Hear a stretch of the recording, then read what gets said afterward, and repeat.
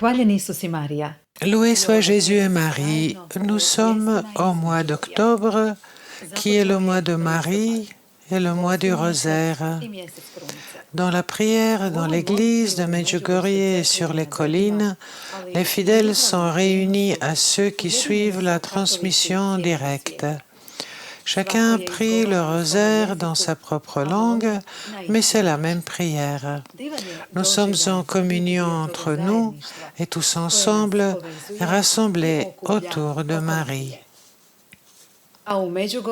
Aujourd'hui, nous parlons de l'initiative du Père Stjepan qui, pendant ses études à Rome et avec d'autres étudiants, a lancé un groupe d'évangélisation de rue appelé le Réveil franciscain.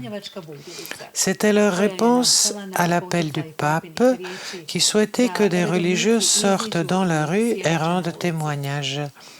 Au retour en Croatie, il a fondé à Zagreb le groupe d'évangélisation Saint-Maximilien Kolbe. Écoutons ce qu'il nous dit. Više doznajte u nastavku.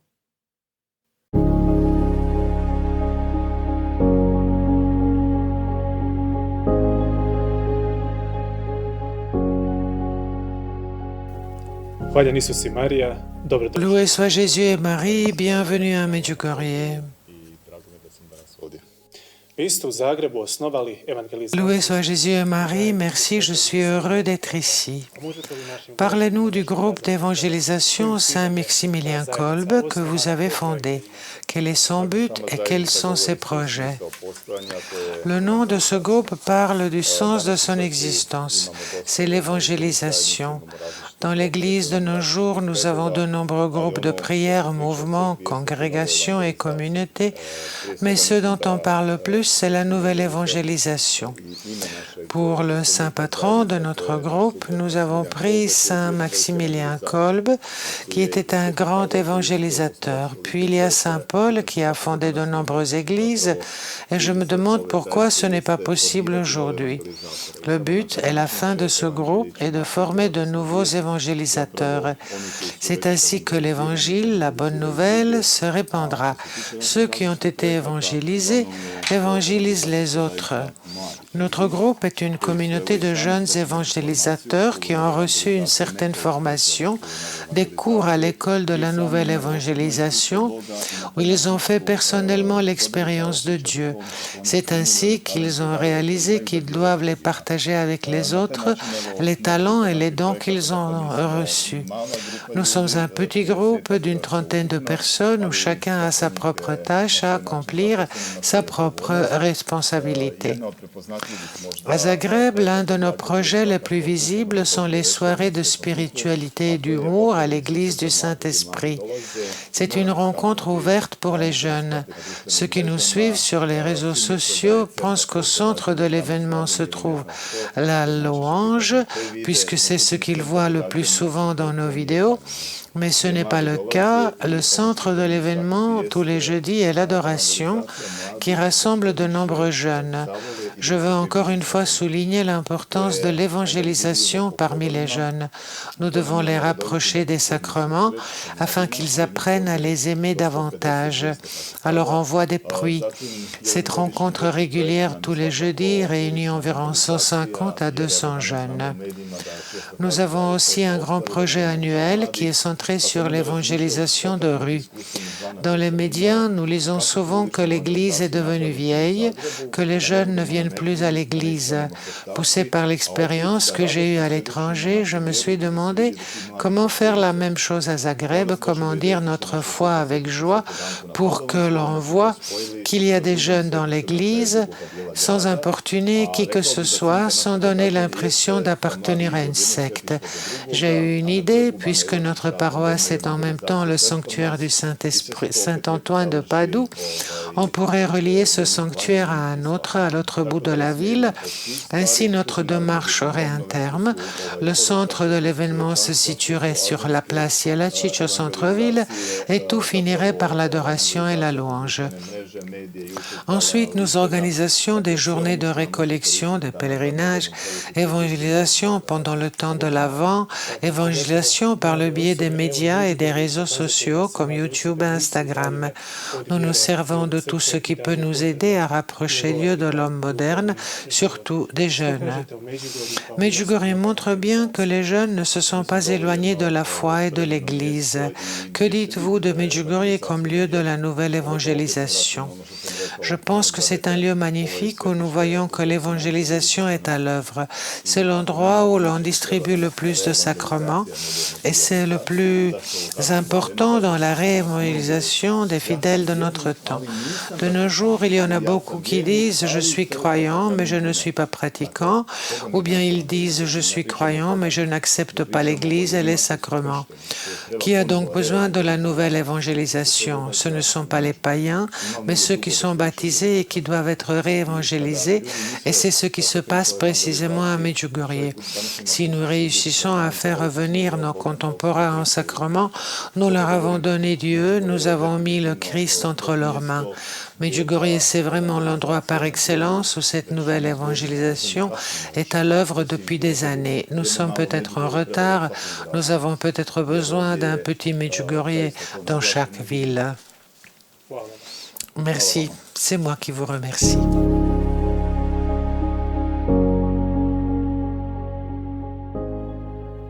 En 2008, les jésuites de Pologne ont lancé une initiative appelée Une étincelle de miséricorde afin de réunir dans la prière les fidèles du monde entier.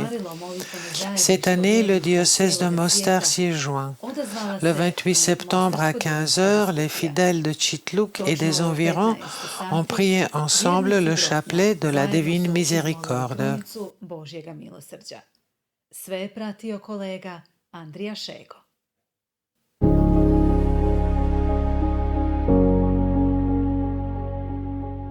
Le chapelet de la Divine Miséricorde a été donné par Jésus lui-même à Sœur Faustine pour faire réparation pour nos péchés et les péchés du monde. Récite constamment le chapelet que je t'ai appris. Quiconque le dira obtiendra une grande miséricorde à l'heure de sa mort. Même le pécheur le plus endurci, s'il dit ce chapelet une seule fois, recevra la grâce de mon infinie miséricorde. Je désire que le monde entier connaisse ma miséricorde, a dit Jésus.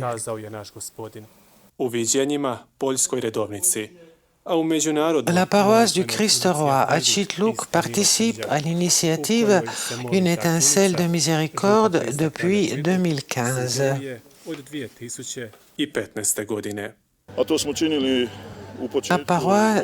Au début, pendant 2 ou 3 ans, on priait ce chapelet sur le parvis de notre église. Les 2 dernières années, nous avons prié devant la croix près du cimetière et cette année, nous avons choisi cette place qui porte le nom des victimes de la guerre. I tu smo prije zadnje 2 godine molili ove. A ove smo se godine odlučili evo ovdje na ovo mjesto, na ovaj trg žrtava Domovinskog rata. Quelles sont vos intentions de prière? Nous prions aux intentions habituelles, mais cette année tout particulièrement pour que s'arrête la pandémie du Covid. Nous prions pour que le personnel médical ait la force et la persévérance. Il porte un grand poids et qui sait combien de temps cela va durer encore. Notre prière fondamentale est pour l'Église, pour qu'elle reste ferme et forte en ce temps que nous vivons maintenant. A ona neka temeljna nakana naša u svemu tome jest da je za čvrstoću i jakost crkve u ovome vremenu kojemu danas živimo. Pourquoi prier le chapelet de la Divine Miséricorde? Jésus a dit à Sœur Faustine que le monde ne trouvera pas la paix tant qu'il ne se convertisse et n'invoque la miséricorde de Dieu. Il est important aujourd'hui de chercher la paix et de prier pour la paix.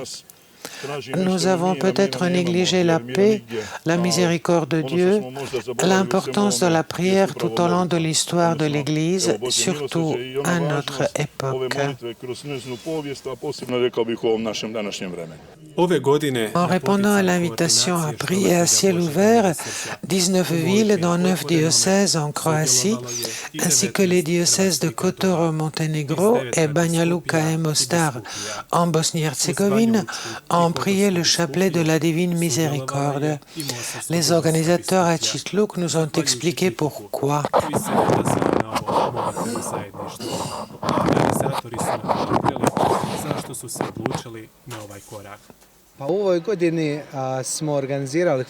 Cette année, pendant la pandémie, nous avons fondé une association mariale qui s'engage en faveur des valeurs chrétiennes.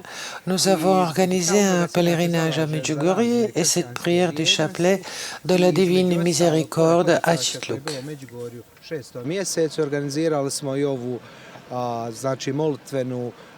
Molitveni sat Krunice Božanskog milosrđa koji je u sklopu i sastavni dio molitvenih gradova po cijelom svijetu gdje se ona moli. Les membres de cette association mariale nous ont expliqué pourquoi il est important de prier ce chapelet. Je prie ce chapelet depuis des années et j'ai reçu de nombreuses grâces. Dans les situations les plus difficiles, la miséricorde de Dieu me fortifie, me soulage, me donne une telle force que tous les poids de la famille ou de la communauté deviennent plus légers. La prière est très importante, surtout quand on voit ce qui nous arrive. La prière est notre seule consolation, notre seul espoir.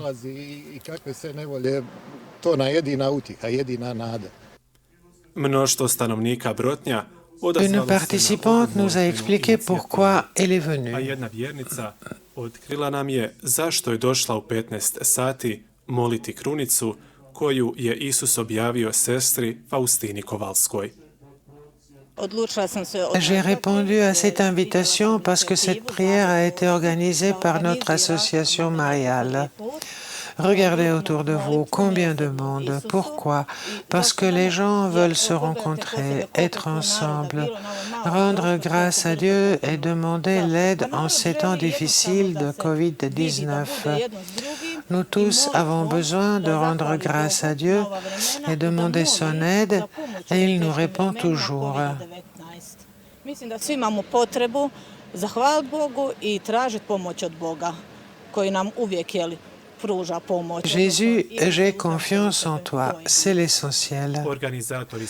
Les organisateurs espèrent que cette réunion de prière dure dans le temps. Leur espoir est confirmé par les plus jeunes. Zasigurno su potvrdili i oni najmlađi. Je suis venu prier parce que j'aime cette prière.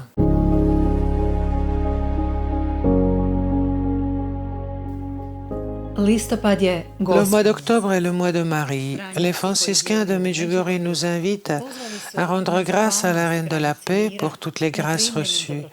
La meilleure manière d'exprimer notre gratitude est notre participation régulière au programme de prière du soir, la prière du rosaire en famille et la prière sur la colline des apparitions et sur le Križevac. Cheminons tous ensemble avec la Reine de la Paix.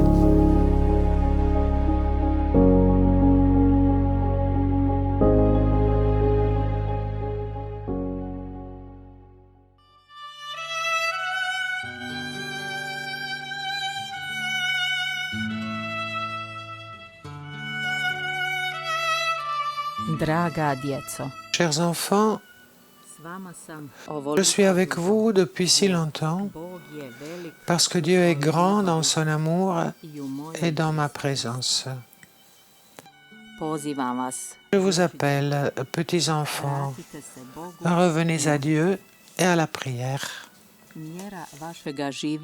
Laissez l'amour être la mesure de votre vie et n'oubliez pas, petits enfants, la prière et le jeûne opèrent des miracles en vous et autour de vous.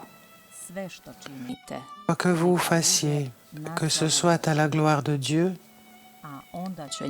Alors le ciel remplira votre cœur de joie et vous sentirez que Dieu vous aime et qu'il m'envoie pour vous sauver, vous et la terre sur laquelle vous vivez.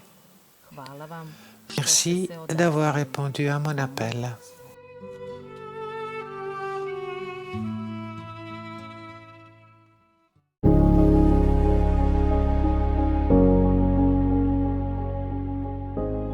À Medjugorje, auprès de Marie, de nombreuses personnes ont trouvé refuge, force et soutien.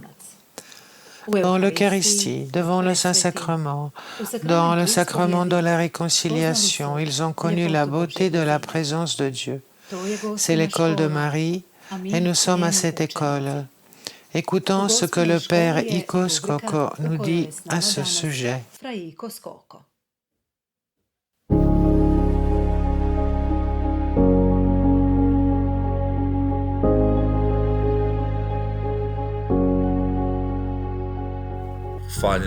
Loué soit Jésus et Marie. Chers amis, sincères salutations depuis Medjugorje. Ici, nous sommes à l'école de Marie. Être à l'école signifie apprendre quelque chose, mais aussi mettre en pratique ce que nous avons appris. Nous sommes au début du mois d'octobre. Par l'intercession de la Bienheureuse Vierge Marie, Notre-Dame du Rosaire, que ce mois, qui est son mois, soit béni. Nous aimons tous le mois d'octobre et le mois de mai parce qu'ils sont consacrés à Marie et parce que nous prions davantage Marie, que ce soit individuellement, en famille, en église ou dans nos groupes de prière.